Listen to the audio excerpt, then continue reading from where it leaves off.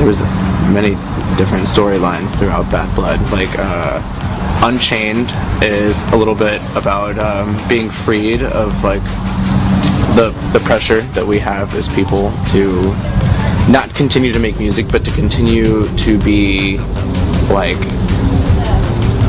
I don't know, I don't consider myself a role model or any of that such, but I do know a lot of people look up to me. But the people that look up to me have to realize that you can't hold anyone to a standard. If you set expectations, they will lead to disappointment. You can't, like, that person is not controllable, you know?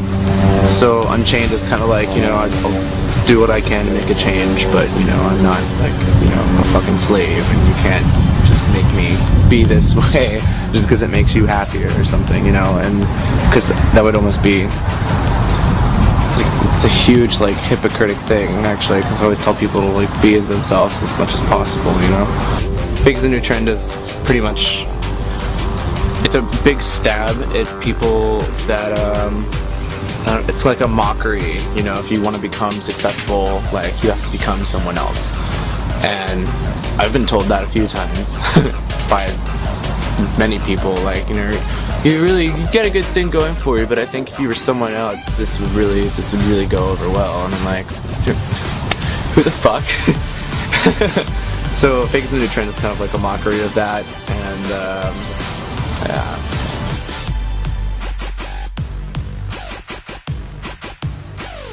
I felt like Bad Blood when I was writing that song. I was going through a very open-hearted moment with my feelings. I think music is a reflection of yourself, and I got a lot of what I needed to say on Bad Blood, and it's a cool track. And basically, I'm just saying, like, at that point, you know, the only fuck you need to give is your middle finger up when people are trying to bring you down, and you know, you really shouldn't waste your fucks. You know, it's definitely a luxury and not something you should waste on, and you know, basically pour out your feelings about. So that was kind of like the writing process for Bad Blood for us, for track number 3. Always and Forever, it's a very dear song to my heart. It's about my relationship with Jenny, and you know, it was funny to see Jay in the studio, like, trying to sing it, because he's so on a whole nother level with love compared to me right now. But I loved it because he was very sincere with his vocal performance on it, and I'm really grateful that, you know, he helped me get my message across to my girlfriend, and it was just cool to write a song about her, and I never really get to write a love song. It's our second ever love song, so it was really nice to get into that. So another song we went into was Damage, and I really had a really kind of like a therapeutic moment with that. We both pretty much put all of our insecurities and our vulnerabilities on the table, and we kind of came clean with a lot of the way that we destroyed relationships. Almost like we're not perfect products anymore, we're damaged goods. We're basically a mirror with a crack in it. You only get patches of reality. So it was really cool to kind of confess that, and I guess at the end of that song, Damage, you know, you're coming clean with all of your with your wrong. And it's sort of like, if somebody can accept you for the wrong, then in a way that person's perfect for you. The writing process began as soon as we moved to San Diego. We started writing Refuse to Sink, released that, and then after that, like, it was pretty much like a slow rolling fucking snowball, because every month was like a new couple of songs, and it just kept like going that way. And the writing process wasn't chaotic, but it was like very constant. Like, it had a very like consistent flow to it. It wasn't sporadic how we've like normally done things, you know, almost like do a song here, do a song there, and then, you know, we put it all on an album. Like, this time it was like we recorded it all at one time, got all of our systems.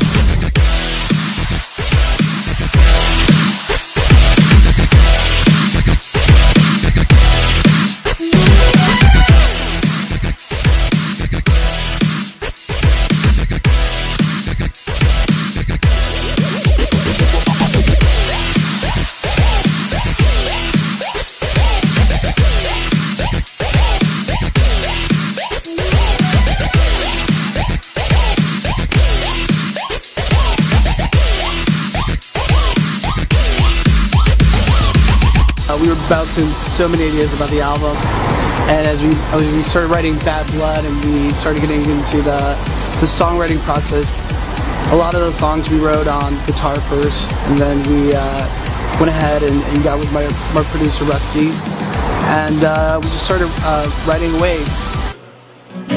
Hey. I got it. No, he's videotaping me. Getting handicapped over here. You know what? I mean, yeah, it's your shit. I think it's like it has a complete opposite like feel of what like was written. I have like I based it off like her words exactly. Dude, you've never like hers was like once upon a time you're the reason why I lived, and I was like once upon a never you're the reason why I lived, and it's like really like complete opposite, and like it's just about hating that person completely. So when we started recording like Bad Blood and everything, the record we're working on now, like it's been so different, and it sounds so different, and it shows that like there's like so much experience behind all of the people that have been working with us for so long now that like it has made like a grand finale for an album, and I'm super fucking excited to let everyone hear it. We also had other producers, James Egbert from Denver, Colorado, come out, and it was a real blessing having him there. He definitely helped us out through a lot of the writing, and you know, he was a great mentor personally for me. I have the right to remain violent. Wow, wow, wow, wow. Like maybe like even a lower.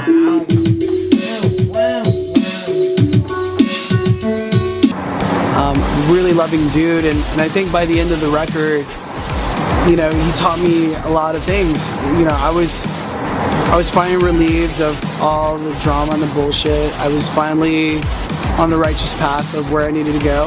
I learned a lot from this guy, writing Bad Blood, that revenge will lead you to nothing, and it will consume you. And he really put it out one day to me, and I was just like, wow, you're absolutely right. And you know, it kind of goes back to that earlier song that we wrote together when we met at the same time back on the Crunk Kids tour.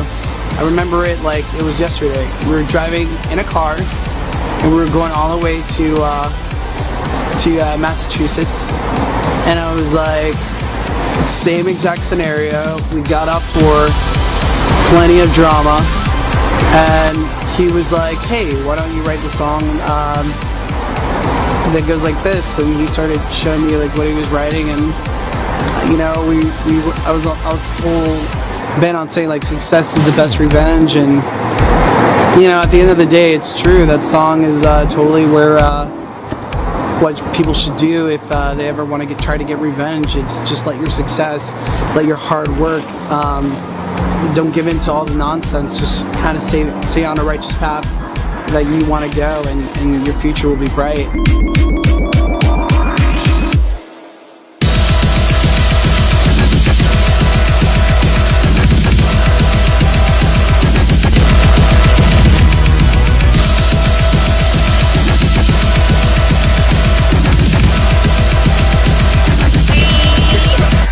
Hillcrest is the neighborhood. Who the fuck are you?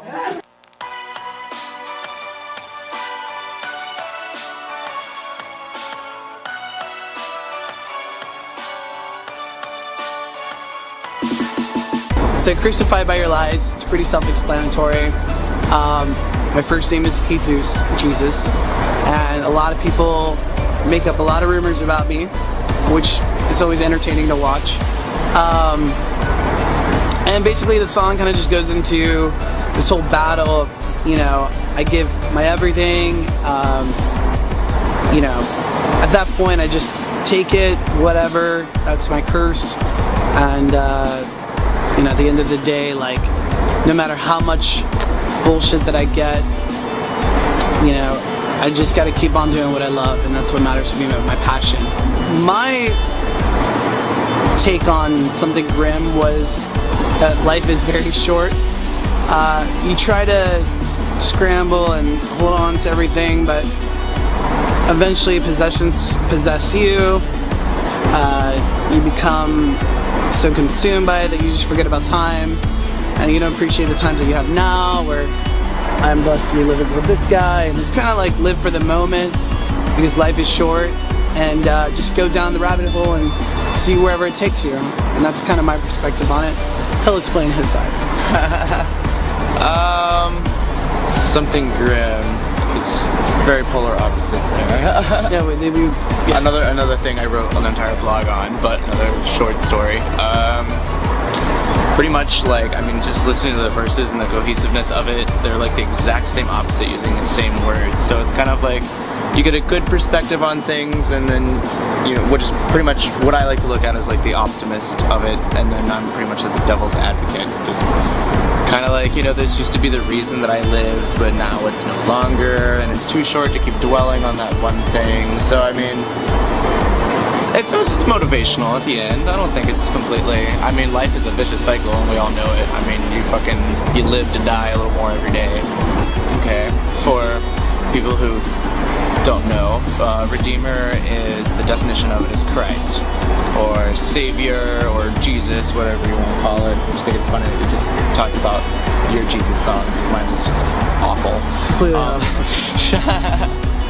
Basically sex with Jesus. Like, when you have sex with somebody that you're really attracted to and you have like that chemistry and I'm cool with them, it like doesn't matter, like, I don't know, nothing else really matters. Like, when you're with them, it's almost like you worship them at that point. It's like your body is my Christ. So it's kind of written completely back that with a little bit of a necrophilia. I'm ready. So the next track that we really focused on this album was Divided We Fall. Divided We Fall, I kind of went back to my earlier days when my parents used to fight in the house, and I was really grateful that my parents stayed together for me and my sister growing up. I know that not a lot of kids were as lucky as I am, or fortunate as I am, as my teenage years were, but my parents had their moments just like any other couple. There's a point where things just build up and shit gets real, but I wrote that song to kind of remind people of that. No matter how bad it gets, you know, family's everything, and we should stick together. So I wrote a track on Bad Blood, the final track. It's called Morning Star, and I wrote it for my grandpa, who has Alzheimer's.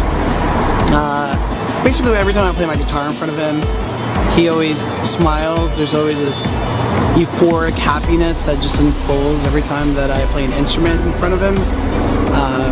You know, dealing with somebody who doesn't remember, he for some reason can remember the sound of a song that I play, or, you know, anything that I'm jamming out to, he'll recognize it. And I kind of wrote that for my grandpa, and I just wanted to let him know that no matter what happens, that I will honor his legacy, I will honor everything that he's done for our family, and I will hold him dearly forever in my heart. So that pretty much is all the tracks for Bad Blood. We also did 2 bonus tracks. One of them was Revenge Will Have Its Day, sort of like the whole revenge concept of the record. And it's a sick-sad world, kind of reflects the reality of the world that we live in. Hands down, this is my all-time favorite album that we've ever done. I love it. I hope you get to enjoy it and get to feel our blood, sweat, and tears that we poured into this record. You forgot about track 13. Track 13? Yeah, it's just a quote from Donnie Darko. Most important quote you can possibly ever remember for the rest of your fucking life. If you live your life as a vengeful person, you will die alone. Every living creature on earth knows